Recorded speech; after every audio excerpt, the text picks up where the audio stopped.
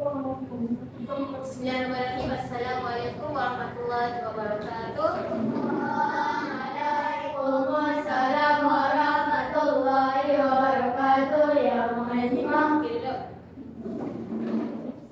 Sebelum kita teruskan kelas kita hari ini, Mariman awak tengok dulu video ni. Boleh? Boleh.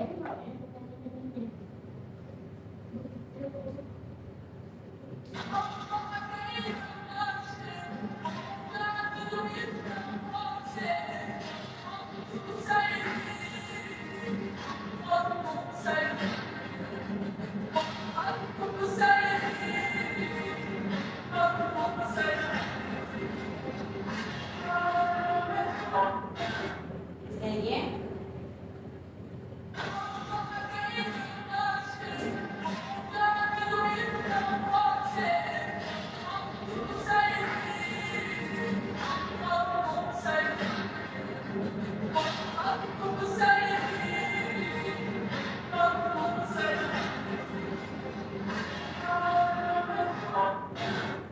Okey, apa yang awak dapat daripada video tadi? Ada sakit pun masih solat. Apa tadi?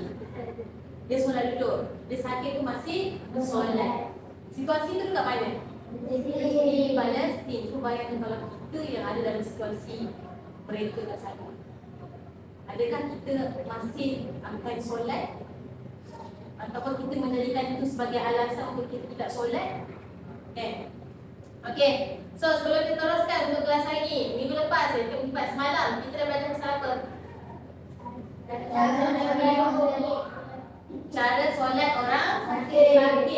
Solat orang sakit termasuk dalam perkara apa yang Walimah ada sebut semalam? Perkataan apa?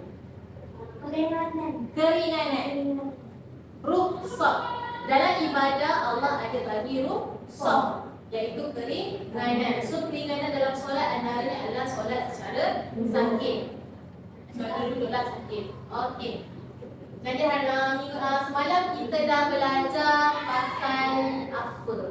Solat kedudukan yang macam mana? Duduk. Confirm secara duduk? Baik. Serbaring semalam. Semalam pasal apa? Okey. Apa? Wali mana? Okey, Aida akan sini.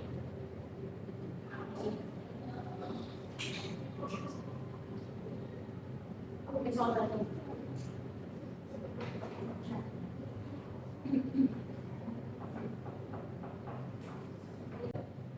Wali mana awak tulis satu perkataan yang boleh merumuskan apa yang awak dah belajar semalam.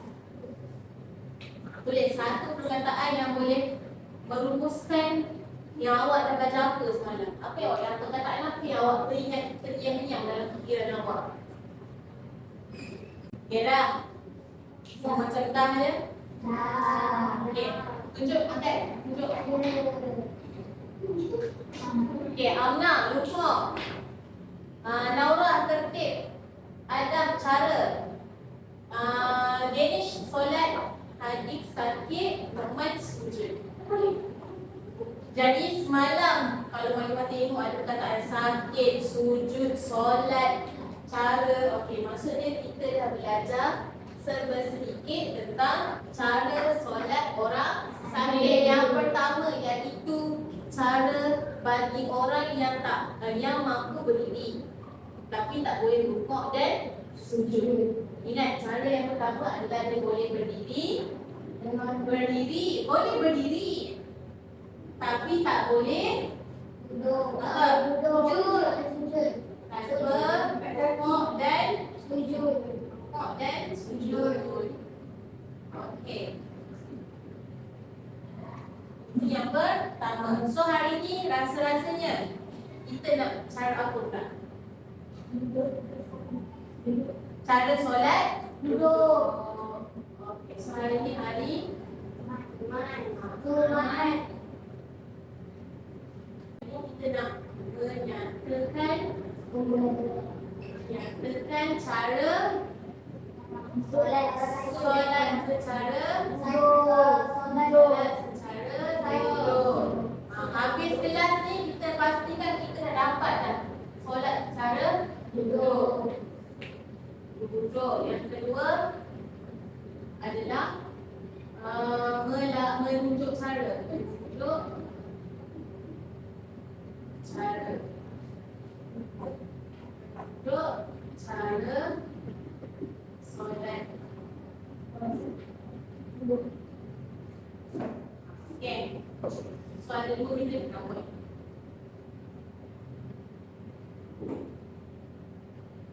Okay. So jom kita tengok macam mana cara solat secara duduk yang betul.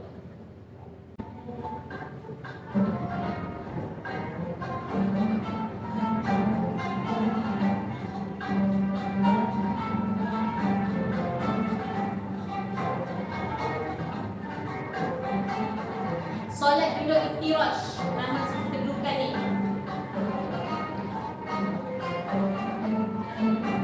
Tengok cara dia rukuk dengan menundukkan sedikit kepala. I'tidal, menegakkan semula kepala. Sujud. Sujud seperti biasa sekiranya mampu. Duduk atas sujud seperti biasa. Duduk tali akhir seperti biasa dan memberi salam pun seperti biasa. Okey. Ada tak awak tengok dia skip rukuk? Ada tak awak tengok dia tak buat takbiratul ihram? Tak ada. Sebab dalam solat secara duduk kita masih mengekalkan rukun. Kecuali kalau perbuatan kita tak mampu buat, Allah bagi rusak, Allah bagi keringanan. Okey, berdasarkan dari video tadi, Muallimah nak awak pula yang buat. Okey, macam mana nak solat secara duduk dengan betul? Kalau ada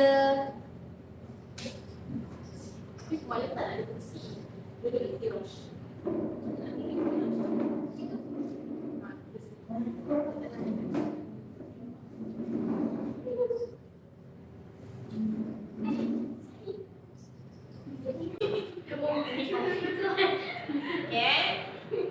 Okey.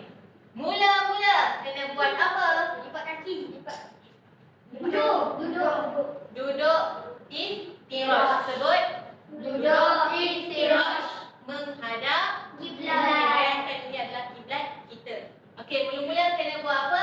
Kena duduk menghadap kiblat dan duduk iftirash. Okey, lepas tu kena buat apa? Niat dan takbiratul ihram dibuat sekarang. Allahu Akbar. Okey, seterusnya buat apa? Membaca Al-Fatihah. Lepas dah baca Al-Fatihah buat apa? Kita punya rukun je. Rukuk kita tunjuk mana macam mana cara rukuk. Macam mana tu? Awak tengah buat apa tu? Tunduk kepala sedikit. Okey, tengah menundukkan sedikit kepala. Lepas tu nak i'tidal. Macam mana? Mengangkat kepala. Mengangkat semula kepala. Okey, lepas tu Sujud seperti biasa. okey, cuba buat. Sujud seperti Bagi biasa. mampu. Okey, bayangkan Danish tak mampu nak duduk sujud seperti biasa. Danish punya apa ni?